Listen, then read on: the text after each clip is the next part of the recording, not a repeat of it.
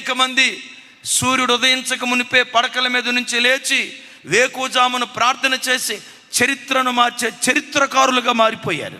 దైవజనుడైన మోషే వేకువజామున లేచి ప్రార్థించేవాడు.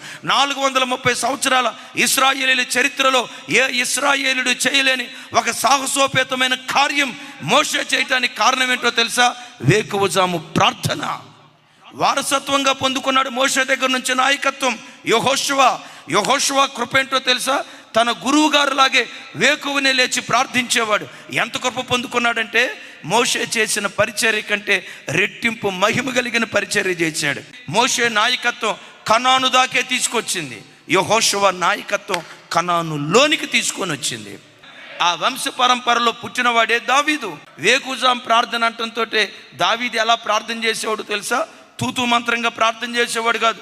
ప్రతిరోజు అరుణోదయ దినాన్ని లేచి ప్రార్థించేటప్పుడు